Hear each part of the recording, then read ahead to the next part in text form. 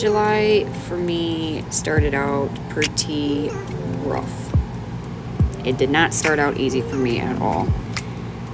I was really mentally going through it this month, going through a lot of mental changes and trying to find myself amongst all the rubble.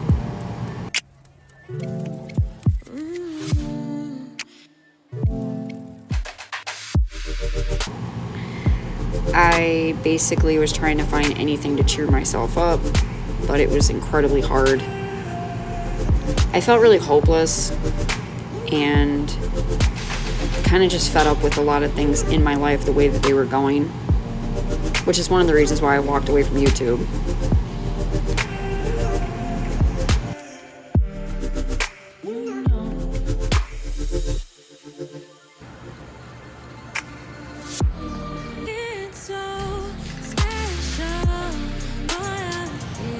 I just felt like I was suffocating at times, like things weren't ever going to change. So basically I was pretty much in a funk at the beginning of this month. Everything just felt really mundane and, like I said, hopeless.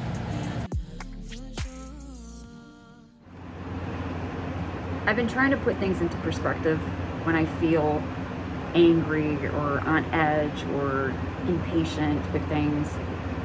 I've been trying to take like a different perspective on things, but I don't like feeling negative all the time. It's not useful. It's not doing anything. So I've been trying to, like I said, trying to like take a step back and take a look at like what's really going on. And I guess there's just a lot of healing that I haven't done.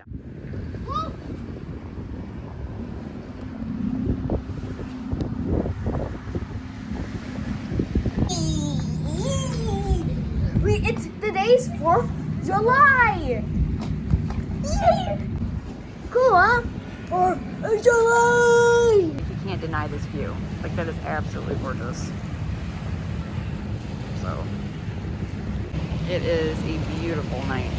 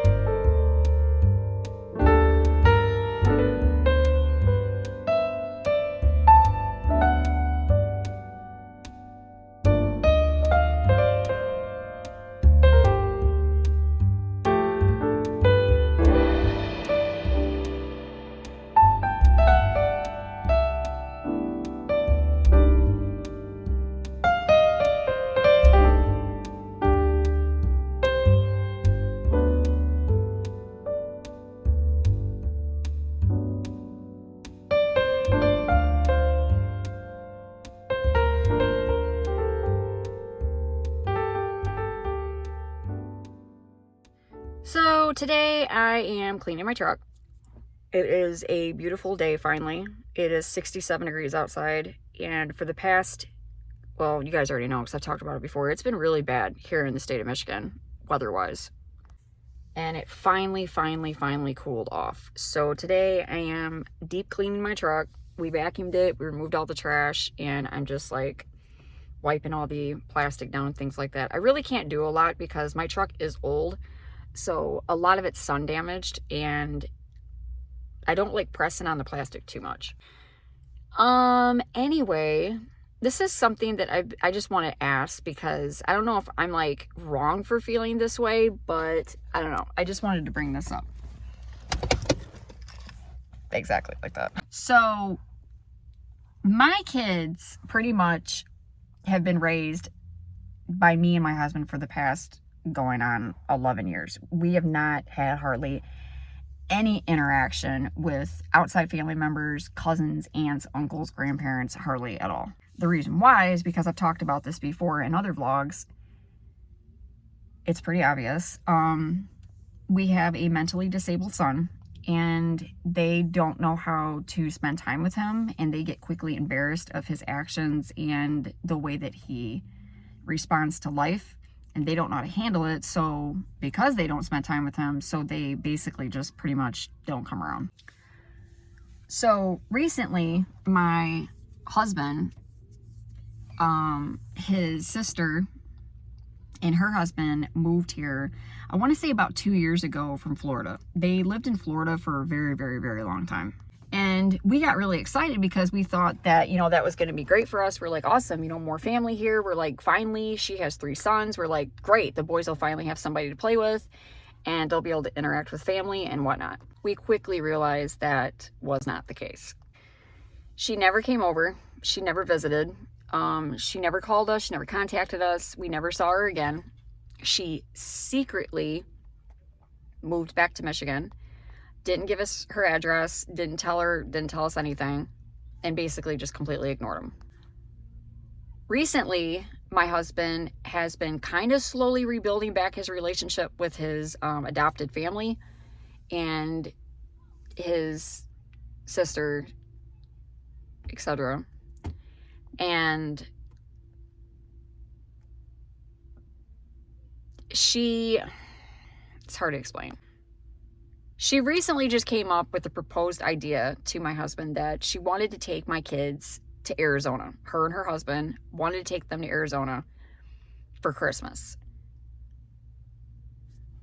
But she has not seen my kids or hung around them for more than 15 minutes in the past 2 years. I don't feel comfortable with this at all. My husband agrees with me. He understands.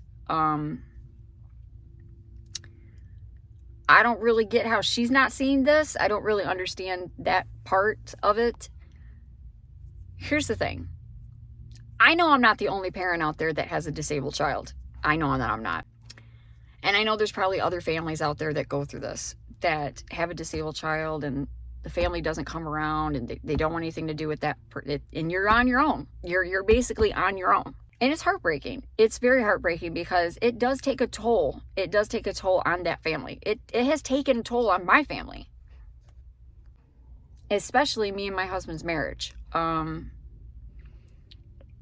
We don't have a normal marriage at all. We have 0 date nights. We have no date nights at all. The last date night that we had was about 3 or 4 years ago. We don't get time alone unless they're in school.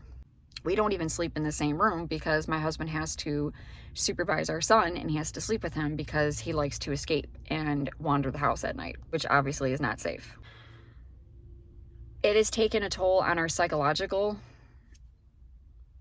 I have post-traumatic stress disorder. I have generalized anxiety disorder. My husband has generalized anxiety disorder. He's on Prozac. We basically feel like we've been through Vietnam. So anyway, due to all this, and me and him having to do this on our own, and we've had to figure it out the past going on 12 years, I myself do not feel that it's fair to me or him that we are allowing someone that has only spent about 15 minutes with their kids in the past 2 years to take them across the United States. The other funny part of it is we were not invited, me and my husband. We were not invited at all. she said that it would be a Christmas gift to me and my husband that we would be able to spend time alone. That's not a Christmas present. We would be here, but my husband would still have to work. He would still be at work all day long. And I would now be home alone at the house, worried to death about my kids because the plane could crash, they could get hurt, and I'm not there. My son could have a total massive meltdown. He could be overdosed on his medication because they don't know how to give him his medications. He could run out of his medications and they have no access to them because they're here in the state of Michigan. They have no pharmacy in Arizona to give him his medication. The list just goes on and on and on. So I basically told her, I said that if she wanted to, she needs to spend at least one day with them. She needs to spend time with both of them, and she's going to automatically see how difficult it is to be with a disabled child. That's the thing. She won't do it. So I just thought that was really bizarre this morning. I just thought it was really strange. This isn't really the first time this has happened to us. We had my other sister-in-law, she did it one time. She ended up, this was years ago. I think my youngest was like 1. He was like a baby. And they wanted to do it again. They were trying to take our kids across the United States and they didn't invite us. And it's just really, it's strange to me. And honestly, it's kind of shady in kind of a way, incredibly uncomfortable because I'm wondering, what are you going to do with my kids once you get to Arizona? As well as, that's just weird.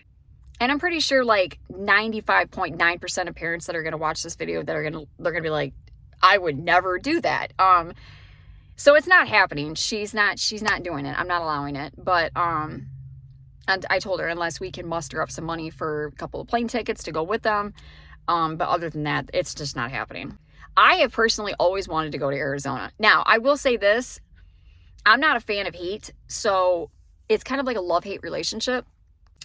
I heard it's really, really, really, really bad down there. So, but I have always been interested in visiting that state because of cactuses and the desert, and it's just, it's got a whole vibe going down there. I actually, at one point, we were thinking about moving to Arizona, but I'm not letting my kids go without me, and I'm not, that's literally across the United States. So anyways, it was just a really weird thing. But how would you feel? Like, if you're a parent and you're watching my video, would you?